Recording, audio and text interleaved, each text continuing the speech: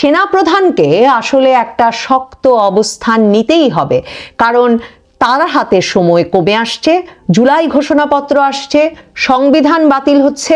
রাজপথে সংবিধান বাতিল করে ফেললে রাজপথে আরো অনেক বিচার, অনেক প্রশ্নের উত্তরের ফয়সালা করতে চাইবেন জুলাইয়ের বিপ্লবীরা। বাংলাদেশে সেনা সদর এবং সেনাবাহিনীর কি করে, কি হতে যাচ্ছে, কি হয় এই নিয়ে জল্পনা কল্পনা উত্তেজনা যে ক্রমাগত বাড়ছে, তার আরেকটি প্রমাণ আসলে সোমবার রাত এবং সম্ভবত মঙ্গলবার রাত, মানে আজ রাতটাও সেই একই উত্তেজনায় কাটতে যাচ্ছে। দেখুন, সেই শনিবারে যখন সেনা সদর দফতর থেকে তাদের জনসংযোগ পরিদপ্তরের মাধ্যমে দুটো বিবৃতি দেওয়া হলো। একটা বিবৃতিতে জানানো হলো যে বরখাস্তকৃত সেনা সদস্যদের একজনকে দুজন সহযোগী সহ সেনাবাহিনী গ্রেফতার করেছে, যিনি এখনো কোন থানার হেফাজতে আছেন আমরা কিন্তু জানি না, সেটা একটা। এবং তারপর যখন জানানো হলো যে সেনা সদরকে ঘিরে নাশকতার চেষ্টা করা হবে, এই খবরের ভিত্তিতে সেনা সদর থেকে আসলে সেনা সদর এবং তার আশপাশের এলাকায় সকল ধরনের সভা সমাবেশ মিছিল নিষিদ্ধ করা হয়েছে। তারপর থেকেই আসলে সেই আগুনে আরো ঘি পড়ল যে সম্ভবত সেনাবাহিনী বা সেনাপ্রধান কোনো একটি পদক্ষেপ নিতে যাচ্ছে খুব দ্রুত। দেখুন, 10ই মে আওয়ামী লীগের কার্যক্রম নিষিদ্ধ করার পর থেকেই আসলে সেনাবাহিনী কি করতে পারে, কিংবা আরাকান আর্মিকে সহায়তায় বাংলাদেশের মানবিক করিডর স্থাপনের সিদ্ধান্ত হয়ে গেছে, এ খবর বেরিয়ে পড়ার পর বাংলাদেশের সেনাবাহিনীকে সে কাজে যুক্ত করা হচ্ছে, সে খবর মোটামুটি নিশ্চিত হওয়ার পর, এবং এমনকি চট্টগ্রাম বন্দর বিদেশিদের লিজ দিয়ে দিতে খুব তৎপর হয়ে পড়েছে বাংলাদেশের অন্তর্বর্তীকালীন সরকার। এমন সব খবর ছড়িয়ে পড়ার পরেই এই তাড়না, এই খবর, এই তারা বিভিন্ন পক্ষের মধ্যে জোরদার হয়ে ওঠে যে সেনাবাহিনীর কিছু একটা করা দরকার। আর নবনীতা চৌধুরীর বয়ানে বারবার যেটা বলছিলাম যে 10ই মে শুধুমাত্র আওয়ামী লীগের কার্যক্রম নিষিদ্ধ হয়নি, জুলাই ঘোষণাপত্র আসতে যাচ্ছে 30 দিনের মধ্যে, এটা পরিষ্কার করে বলে দেওয়ার পর আসলে বাংলাদেশের সংবিধান কার্যকর থাকবার মেয়াদ খুব দ্রুত ফুরিয়ে আসছে। কারণ জুলাই ঘোষণাপত্রে এনসিপির ছাত্রদের সবচেয়ে বড় দাবি হচ্ছে বাংলাদেশের বর্তমান সংবিধানটি বাতিল করে দিতে হবে। তার মানে রাষ্ট্রপতি, সেনাপ্রধান সকলেই বড় ধরনের ঝুঁকির মুখে পড়বেন। এই অবস্থায় রাষ্ট্রের এই প্রতিষ্ঠানগুলো আসলে কি সেই ঝুঁকি পর্যন্ত নিজেদের বিপদগ্রস্ত করবার জন্য অপেক্ষা করবে? বাংলাদেশকে আরো বড় অনিশ্চয়তার দিকে ঠেলে দেওয়ার জন্য অপেক্ষা করবে? আরো বড় অস্থিতিশীলতায়, একরকমের গৃহযুদ্ধ পরিস্থিতির দিকে বাংলাদেশ এগিয়ে যাবে, সেটা দেখবার জন্য কি বাংলাদেশের সেনাবাহিনী অপেক্ষা করবে? এই প্রশ্নগুলোর মধ্যে আসলে এই নির্ঘুম রাতের পরিমাণ বাড়ছে, উত্তেজনা বাড়ছে। নির্ঘুম রাতের পেছনে আসলে যে শুধুই কানাঘুষা নেই, আসলে যে ঘটনা ঘটছে তার প্রমাণ সোমবার রাতে আরো স্পষ্ট হয়ে ওঠে। দেখুন, সারা দিন ধরে সোমবার খবর পাওয়া যায় যে সেনাপ্রধান সেনা দফতরে রবিবার সোমবার এ দুদিন ধরেই খবর পাওয়া যাচ্ছিল যে সেনাপ্রধান সেনা সদর দফতরে বিভিন্ন পর্যায়ের কমান্ডারদের সঙ্গে আলাপ করছেন। তিনি আসলে সেনাবাহিনী কি কৌশলে আগামীর দিনগুলোতে বাংলাদেশে ভূমিকা রাখতে পারে সে বিষয় নিয়ে সেনাবাহিনীতে তার ফরমেশনের বিভিন্ন কমান্ডারদের সঙ্গে আলোচনা করছেন।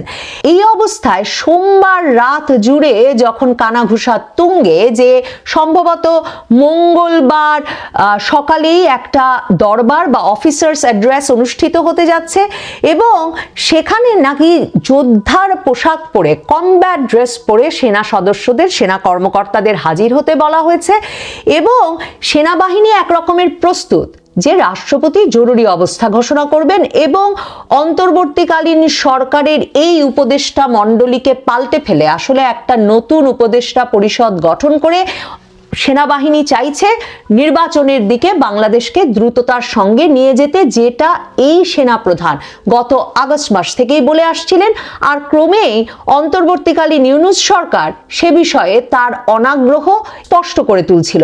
বাংলাদেশে হাসিনা বিরোধী আন্দোলনের প্রাণ কেন্দ্র হয়ে উঠেছিলেন যেই ইউটিউবাররা, তাদের দুজন, পিনাকি ভট্টাচার্য এবং কনক সারোয়ার, দুজনেই সোমবার রাতে স্ট্যাটাস দেন, সরাসরি স্ট্যাটাস দেন উত্তরপাড়া নিয়ে বা ক্যান্টনমেন্ট নিয়ে। তার মানে নির্ঘুম রাতের পেছনে যেসব কানাঘুষো শোনা যাচ্ছিল সেগুলো একরকমের যে সত্যি তা প্রমাণ, তার একটা শক্ত প্রমাণ হিসেবে হাজির হয় তাদের এই স্ট্যাটাসগুলো। ডক্টর কনক সারোয়ার একটা ছবি দিয়ে বলেন যে সেনা প্রধানের বাড়িতে মাঝরাতে 40টির বেশি গাড়িতে করে ব্রিগেডিয়ার, কর্নেল, জেনারেলরা জড়ো হয়েছেন এবং তারা আসলে কি নিয়ে আলাপ করছেন এই মাঝরাতে। ডক্টর কনক সারোয়ার প্রশ্ন তোলেন, কি কথা তাহার শোনে, মানে দেশ রক্ষণ না ভক্ষণ, কোনটি আসলে এই বৈঠকের উদ্দেশ্য। এরপর এই স্ট্যাটাস, এই ছবি দাবানলের মতো হোয়াটসঅ্যাপে, ফেসবুকে সর্বত্র ছড়িয়ে পড়ে এবং এক পক্ষ বলতে থাকেন যে, এক পক্ষ নিশ্চিত হয়ে যান যে মঙ্গলবারেই আসলে জরুরি অবস্থার ঘোষণা আসছে কিংবা সেনাপ্রধান হয়তো সামরিক শাসন জারি করতে যাচ্ছেন। এরকম নানা কথার মধ্যে পিনাকি ভট্টাচার্য, বাংলাদেশে গত কয়েক বছর ধরে চলমান হাসিনা বিরোধী আন্দোলনের আরেক প্রাণকেন্দ্র, তিনি ফেসবুকে তখন স্ট্যাটাস দেন যে উত্তরপাড়ায় কোনো গ্যাঞ্জাম হইতেছে না, বরং ওখানকার আওয়ামী অনুরাগী নেতৃত্ব তাদের সমস্ত আশঙ্কা, ভুলভ্রান্তি ও সীমাবদ্ধতা অতিক্রম করে জুলাই বিপ্লবের সতীর্থ হওয়ার পদক্ষেপ নিচ্ছেন। ইনকিলাব জিন্দাবাদ। পিনাকি ভট্টাচার্যের এই স্ট্যাটাসটিকে তখন ধরে নেওয়া হয় ডক্টর কনক সারোয়ারের এই আশঙ্কার জবাবে, সতীর্থ কনক সারোয়ারের আশঙ্কার জবাবে তিনি একরকমের আশ্বস্ত করার চেষ্টা করেন তার জুলাই বিপ্লবের সহযোদ্ধাদের যে আসলে বর্তমান আওয়ামী অনুরাগী নেতৃত্ব উত্তরপাড়ার, তারা তাদের সঙ্গে অ্যালাইন্ড হচ্ছেন বা তাদের পথে চলে আসছেন। এখন সত্যি কি সেটা সম্ভব? সবচেয়ে বড় বিভেদের জায়গা এবং সবচেয়ে বড় অস্থিতিশীলতার আশঙ্কা তো সে জায়গাতেই, কারণ পিনাকি ভট্টাচার্য সহ ধরুন হাসনাত আবদুল্লাহ সহ এনসিপির নেতৃবৃন্দ, এই ছাত্র সমন্বয়কেরা, এরা বরাবর বলে এসেছেন যে ওয়াকার তো হাসিনার পক্ষের, মানে সেনাপ্রধান ওয়াকারুজ্জামান হাসিনার পক্ষের, সেনাপ্রধান ওয়াকারুজ্জামান আওয়ামী লীগপন্থী হাসিনার লোক এবং সে কারণে সেনাপ্রধান ওয়াকারুজ্জামানকে সরে যেতে হবে এবং তাকে জবাব দিতে হবে যে কি করে শেখ হাসিনা চলে যেতে পারলো, কি করে ক্যান্টনমেন্টের ভেতর কয়েকশো আওয়ামী লীগের নেতা কর্মী এবং তাদের পরিবার আটক থাকার পর, মানে তাদের পরিবার আশ্রয় নেওয়ার পর তাদেরকে বিনা বিচারে নিরাপদ আশ্রয়ে চলে যেতে দেওয়া হলো। এই প্রশ্নগুলো বরাবর তারা প্রকাশ্যে তুলে এসেছেন। হাসনাত আবদুল্লাহ ফেব্রুয়ারি মাসে জানিয়ে দিয়েছেন যে সেনাপ্রধান ওয়াকারুজ্জামান স্পষ্টতই একটা রিফাইন্ড আওয়ামী লীগ গড়ে তুলে হলেও তিনি চান যে নির্বাচনে আওয়ামী লীগকে অন্তর্ভুক্ত করতে হবে। সেনাপ্রধান ওয়াকারুজ্জামান প্রকাশ্যে নির্বাচন সম্পর্কে দেশি বিদেশি মিডিয়ার সামনে যতবার কথা বলেছেন ততবারই তিনি একটা অবাধ, সুষ্ঠু, ইনক্লুসিভ, অংশগ্রহণমূলক নির্বাচনের কথা বলেছেন, যেটাকে বরাবর ভাবা হয়েছে যে তিনি আওয়ামী লীগ সহ নির্বাচনের কথা বলেছেন। তো এই সেনাপ্রধান নিজে অ্যালাইন্ড হতে চাইলেই কি হাসনাত আবদুল্লাহরা তাকে মেনে নেবেন? মানে তারা মেনে নেবেন যে এই সেনাপ্রধানও থাকবেন, তারাও থাকবেন, আবার সংবিধান বাতিল হয়ে যাবে, আর সংবিধান বাতিল হয়ে যাওয়ার পর আসলে বঙ্গভবন এর আগে যে তারা ঘেরাও করেছিলেন যে এখনই রাষ্ট্রপতিকে 48 ঘন্টার মধ্যে নাকি বঙ্গভবন থেকে বেরিয়ে পথে চলে যেতে হবে, মানে এখনই বঙ্গভবন তারা দখল করে নেবেন, সেই আন্দোলন থেকে তার মানে হাসনাত আবদুল্লাহরা সরে এসেছেন। হাসনাত আবদুল্লাহরা আর সেনাপ্রধানের অপসারণ, সেনাবাহিনীর ভেতরে নেতৃত্বের রদবদল কিংবা বঙ্গভবনের রাষ্ট্রপতির পদ থেকে শাহাবুদ্দিন চুপ্পুকের অপসারণ চান না, মানে তাদের আন্দোলন থেকে তারা সরে এলেন। মানে তারা যদি তাদের আন্দোলন থেকে সরে না আসেন তাহলে আসলে উত্তরপাড়ার পক্ষে জুলাই বিপ্লবের সঙ্গে অ্যালাইন্ড হওয়া কি করে সম্ভব? একমাত্র সম্ভব যদি সেনাপ্রধান ওয়াকারুজ্জামান মেনে নেন যে তিনি নিজে সরে যাবেন এবং তিনি তার সকল কমান্ডারদেরকে, প্রধান ডিভিশনের কমান্ডারদেরকেও হাসনাত আবদুল্লাহ কিংবা পিনাকি ভট্টাচার্যদের পছন্দ মতো রদবদল করে নেবেন। সেই পথে কি হাঁটা একটা সুশৃঙ্খল বাহিনী, সেনাবাহিনীর পক্ষে সম্ভব?